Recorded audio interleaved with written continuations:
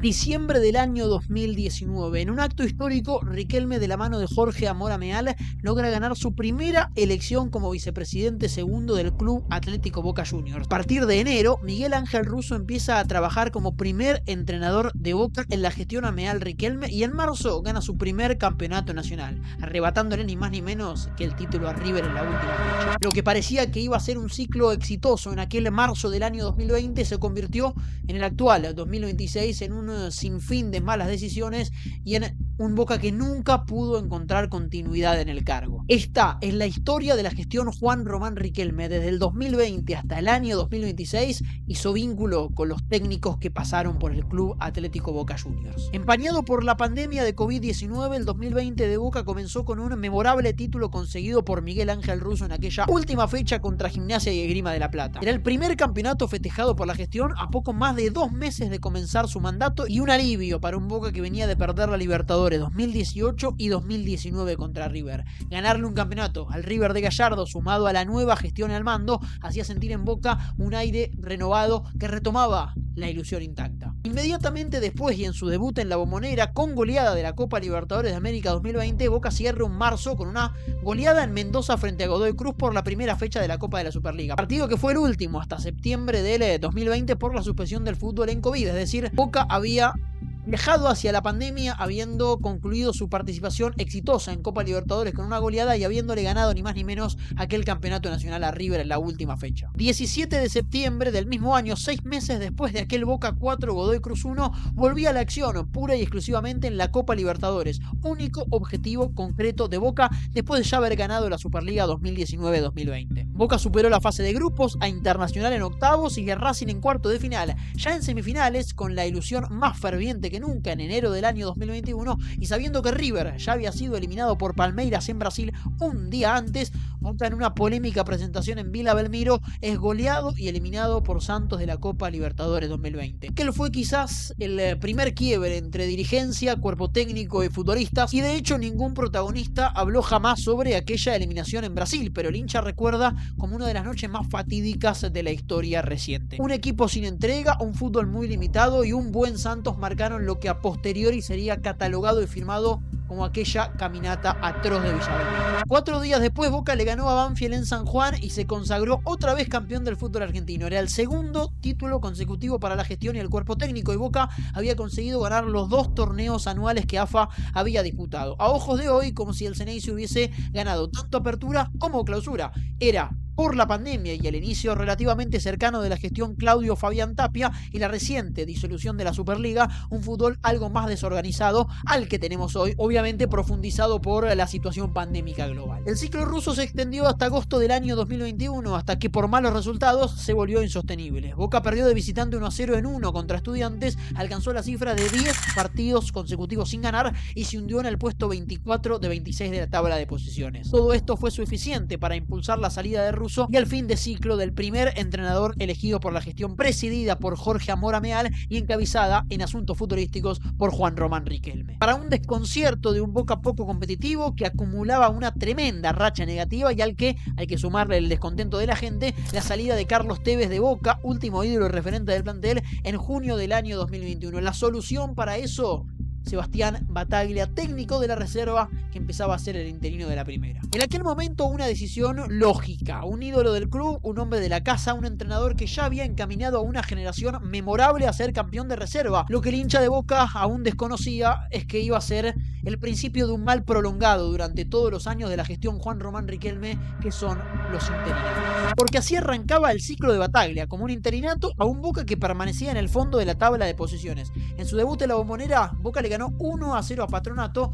y la victoria no solamente fue importante para cortar una racha de 10 partidos consecutivos sin ganar, sino también por la inclusión de los pibes que subían junto con el entrenador. Asistencia de Ceballos y gol de Vázquez para la ilusión del hincha. Se venía el Boca de los pibes. Con Medina, Varela, Sandes, Vázquez y Ceballos como novedades, ya debutados pero todavía sin regularidad, Boca levantó cabeza y acumuló 7 partidos consecutivos sin derrotas, hasta la vuelta del público en el fútbol argentino en octubre del año 2021 con una derrota 2-1 en el Estadio Monumental. El campeonato avanzó, Boca terminó cuarto y River salió campeón. De todas maneras, y por la obtención de la Copa Argentina 2020, terminada en el año 2021, y su posterior clasificación a la Copa Libertadores 2022, en Boca se sentía un aire renovado y triunfal. Lejos de sentirlo como un fracaso, el año 2021 terminó positivo para Boca, festejando en la victoria 8-1 en la Bombonera contra Central Córdoba los títulos del masculino, femenino y la reserva. Para la dirigencia de Boca, un año aprobado. Y entonces el 2022 arrancaba renovado en ilusiones y también en el plantel. La dirigencia concretó la vuelta de Darío Benedetto, uno de los refuerzos más esperados y deseados por el público ceneice, y junto con Figal, Paul Fernández y la promesa de jóvenes cada vez más protagonistas, Boca encaraba un 2022 con un claro objetivo: ser campeón de la Copa Libertadores otra vez. En mayo, el primer objetivo logrado en Córdoba, y tras golear a Tigre en la final, Boca era otra vez campeón del fútbol argentino. Un momento importante para la dirigencia y el cuerpo técnico. Boca era oficialmente y en simultáneo campeón de primera masculino, femenino y de la reserva. Boca llegó dentro de todo bien a los octavos de final de la Copa Libertadores 2022. Era el campeón vigente del campeonato, había ganado su grupo y tenía que jugar otra vez contra Corinthians, a quien ya le había ganado justamente en su grupo compartido. Empate en Brasil y en una noche fatídica en la Bombonera que marcaría no solo el final de la participación de aquella Copa Libertadores, sino también del ciclo Sebastián Battaglia. Por malos resultados, tanto, Boca venía de ganar el torneo hacía exactamente 44 días, sino probablemente por aquella desafortunada declaración. He tenido la posibilidad de pedir en su momento lugares y situaciones que teníamos que mejorar en cuanto a recambio, pero bueno, no fue así.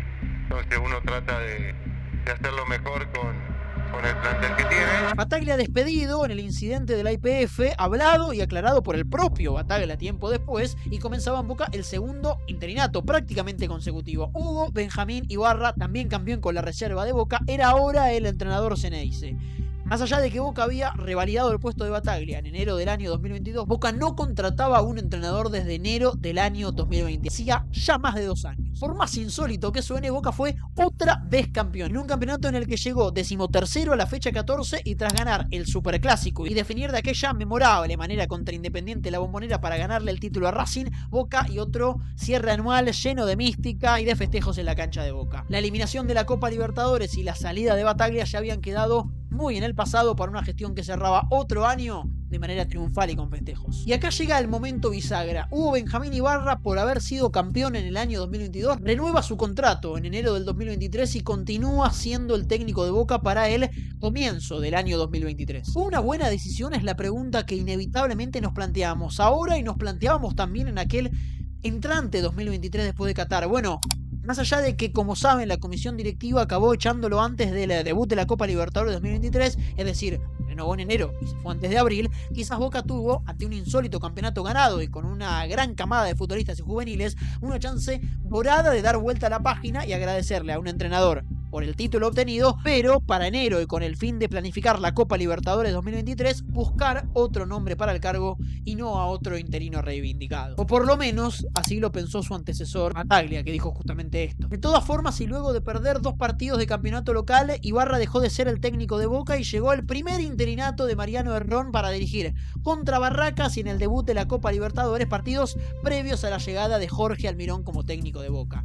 La decisión de Almirón fue, lógicamente y por el contexto, apresurada y con poco margen. No había demasiadas opciones en el mercado por el momento del calendario. En 2023 Ibarra dirigió solamente 11 partidos y, repito, creo que Boca lo podría haber reemplazado en enero y con otro mercado de entrenadores posibles, y no en abril, al término de perder un par de partidos del campeonato local y tener que echarlo antes de que arranque la Copa Libertadores. Y tampoco Almirón parecía ser la mejor opción para dirigir a Boca en una Libertadores. Al fin y al cabo, venía de ciclos no tan positivos en San Lorenzo, en Lanús y el Elche, y obviamente por el contexto apresurado de tener que contratar un técnico ya con la Libertadores comenzada, porque el primer partido contra Monagas en Venezuela lo dirigió Mariano Herrón, Jorge Almirón era la única opción que Boca tenía para afrontar ese año 2023. Insólito y contradictorio como lo es Boca, el ciclo Almirón dejó a Boca fuera de la Libertadores 2024, pero sin dudas le renovó la ilusión, llevándolo al final número 12 de Libertadores en su historia. No ganó, y la noche posterior a la derrota, ya en Buenos Aires, renunció de su cargo, poniéndole fin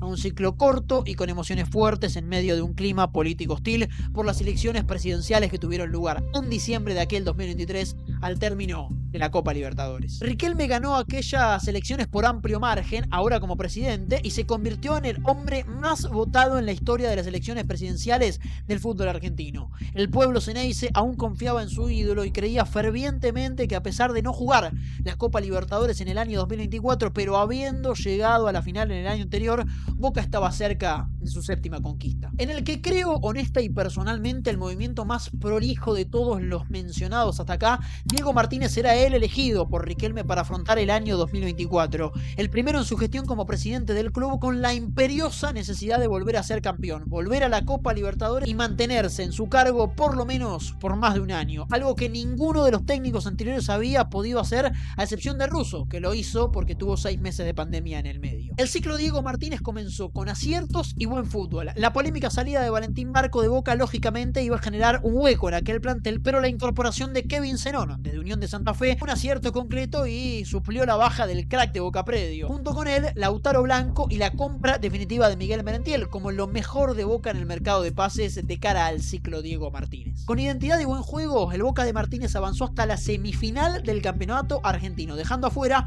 a River en Córdoba. Era otro mata-mata más ganado para la gestión Juan Román Riquelme. Sin embargo, aquella noche, también en Córdoba contra Estudiantes, la primera grieta del ciclo. Aquella patada de Lema, los penales cerrados en la tanda y la posterior eliminación ante el campeón acaban la primera herida de un ciclo que, da la sensación, nunca pudo recuperarse. Llegó el parate para la Copa América y Boca esperaba por el inicio del segundo semestre, con torneo argentino y ronda intermedia de Copa Sudamericana, a la que accedió por no poder ganar su grupo contra Fortaleza, Trinidense y Nacional de Potosí, a pesar de golear en la última fecha. El primer semestre no había terminado de la mejor manera, más que nada por el disgusto de la Copa Sudamericana, pero aún persistía la creencia de que Diego Martínez y su equipo podrían dar vuelta a la situación y encaminar un mejor cierre de año. Boca había dado índices de buen juego y había mostrado una ideología de juego, algo que indudablemente ilusionaba al hincha ceneice. Para eso se necesitaban refuerzos, eso sí. Y ahí estuvo el primer problema de la gestión. X Fernández Sarabia, la gran baja del Ceneice en aquel mercado invernal del 2024. Los refuerzos no solamente fueron malos, Gary Medel para suplir la baja del mejor jugador de Boca en el semestre, Toto Belmonte, Brian Aguirre, Barinaga Tarde, Milton Delgado y demás, sino que no se los pudieron anotar para jugar la Copa Sudamericana. Y Boca, que encima ganó, afrontó aquella serie contra Independiente del Valle en pésimas condiciones y con un equipo plagado de jugadores. Aquel que para mí personalmente sigue siendo el más grotesco error de la gestión Juan Román Riquelme desde el 2020 hasta el año 2026 fue indudablemente el primer quiebre entre el cuerpo técnico de Diego Martínez y la comisión directiva liderada por Juan Román Riquelme. Eliminado injustamente tras jugar todo el partido con 10 contra Cruzeiro a fines de agosto y posterior renuncia un mes después, a fines de septiembre, luego de perder el Superclásico contra los suplentes de River y contra Belgrano en Córdoba, los infames meses de julio y agosto, entre refuerzos no anotados y eliminación de Copa Sudamericana, hicieron que el ciclo resulte insalvable y la situación de Boca irremontable.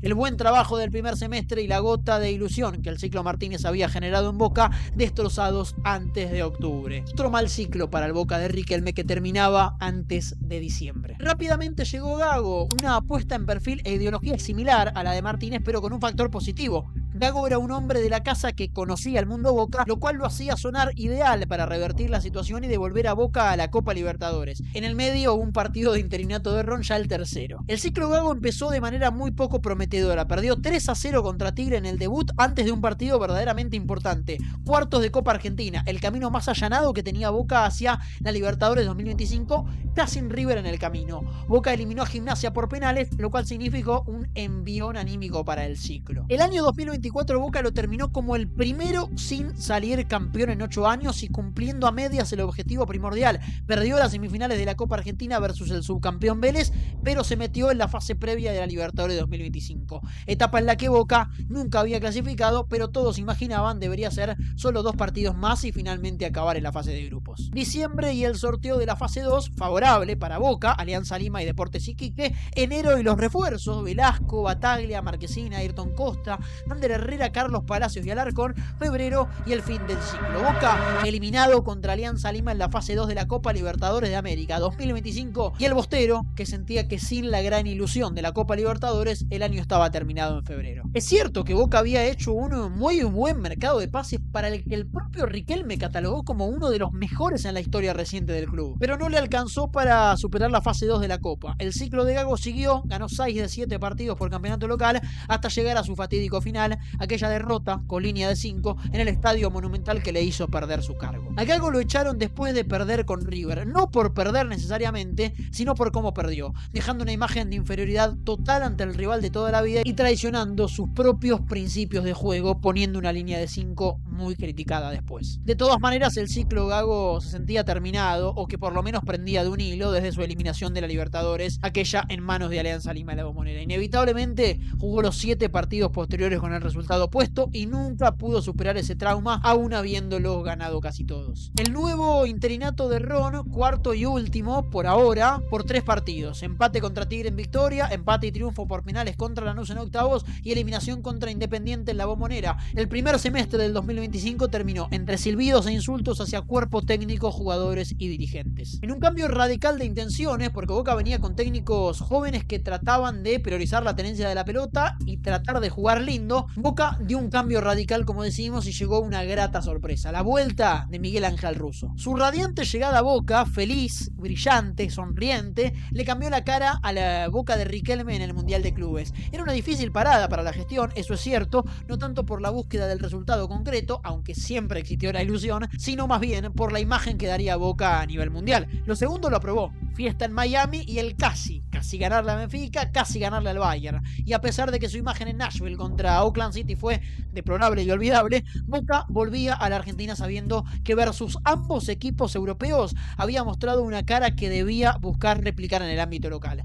No solo por su fútbol, que había sido mucho mejor que durante el ciclo de Fernando Gago, sino también por su carácter, cosa que sin dudas había argumentado la multitudinal presencia bostera en Estados Unidos. De todas formas, el regreso a la Argentina no fue fácil y pareció dejar la pasión, la entrega y el amor propio, insignias del Club Atlético Boca Juniors en los Estados Unidos de América. Empate apático en la Paternal en la fecha 1, eliminación prematura de la Copa Argentina en 16avos de final y una racha negativa histórica: 12 partidos consecutivos sin victorias para, oficialmente, el peor Boca en 125 años de historia. Miguel estaba mal de salud y todo Boca lo sabía. Haberlo mantenido en el cargo, aún con las derrotas y su estado delicado, fue una muestra de amor personal de Riquelme hacia un hombre amado en todos lados. En este informe no encontrarán juicios de valor hacia una decisión tomada y argumentada pura y exclusivamente desde el amor de dos hombres que buscaron lo mejor para su relación y para el fin de quien siempre fue quien quiso ser y partió haciendo lo que más amaba: estar cerca del fútbol. El ciclo Úbeda comenzaba como interino primero y a modo de respeto al cuerpo técnico y al ciclo ruso en una derrota en La Bombonera contra Belgrano de Córdoba. Olvidable, pero no porque Boca perdió y jugó mal, sino porque aquel fue el último adiós a Miguel Russo. La famosa frase que narra la heladera en la cocina y el inodoro en el baño es la descripción perfecta de los primeros partidos del ciclo Claudio Úbeda. Le ganó a Barracas en un partido clave para la clasificación a la próxima Copa Libertadores y con ella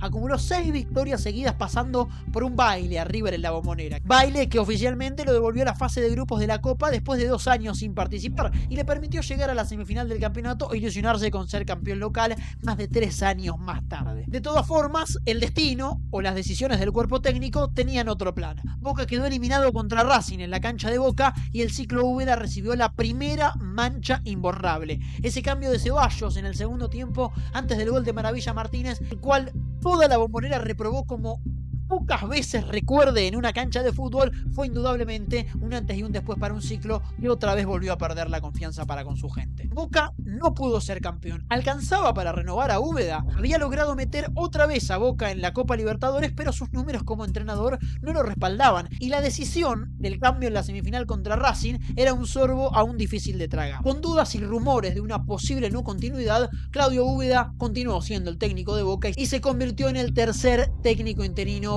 posteriormente en ser reivindicado en su cargo en la gestión Juan Román Riquelme. ¿Fue la decisión correcta? ¿Úbeda es el técnico que debe dirigir a Boca en su primera Copa Libertadores en 2 años y en la última antes del año electoral? La pregunta es, ¿cuántas veces Riquelme eligió realmente a su entrenador y su cuerpo técnico? Pasando por perfiles tan diferentes como el de Russo, o Gago, o Martínez, sin encontrar jamás un argumento sólido de juego o por lo menos una ideología de cómo intentar jugar y sin haber trascendido desde los títulos tampoco, con derrotas muy pero muy dolorosas, un pésimo desempeño como visitante y un horrible historial en clásicos. Boca tuvo 3 veces un técnico interino posteriormente respaldado en el cargo y en 4 oportunidades distintas debió ejercer Mariano Herrón como entrenador. Decisiones políticas, dirigenciales o deportivas podemos debatir durante años. Indudablemente considero que el peor error de la gestión Juan Román Riquelme ha sido la reivindicación constante de entrenadores interinos o no demasiado experimentados y la subestimación constante del cargo.